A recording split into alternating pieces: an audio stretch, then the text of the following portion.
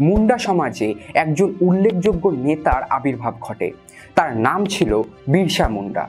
বিরসা রাঁচির কাছে একটি গ্রামে জন্মগ্রহণ করেছিলেন। তার বাবা সুগান মুন্ডা ছিলেন একজন দরিদ্র ভাগচাষী। বিরসা মুন্ডা ছাত্রাবস্থায় চাইবাসার কাছে একটি জার্মান মিশনারি স্কুলে পড়াশোনা করেন এবং তিনি এখানে খ্রিস্টান ধর্মে দীক্ষিত হয়েছিলেন।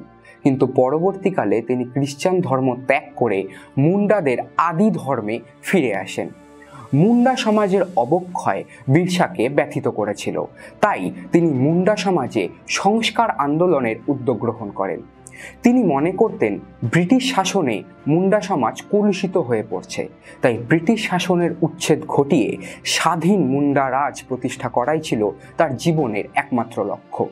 বিরসা খুব অল্প দিনের মধ্যেই মুন্ডাদের মধ্যে একজন জনপ্রিয় নেতায় পরিণত হন। মুন্ডারা তাকে দেবতার অবতার বা ভগবান বলে অভিহিত করতে শুরু করে। তিনি মুন্ডা রাজ প্রতিষ্ঠা করার জন্য ৬,০০০ মুন্ডাদের নিয়ে একটি নিজস্ব সেনাবাহিনী গঠন করেন এবং ১৮৯৯ খ্রিস্টাব্দে বিরসা তার এই সেনাবাহিনী নিয়ে ব্রিটিশ সরকার, জমিদার ও মহাজনদের বিরুদ্ধে বিদ্রোহ ঘোষণা করেন, যেই বিদ্রোহকে আমরা উলগুলান নামে চিনি। সম্পূর্ণ ভিডিও দেখতে ডাউনলোড করো আচার্য অ্যাপ।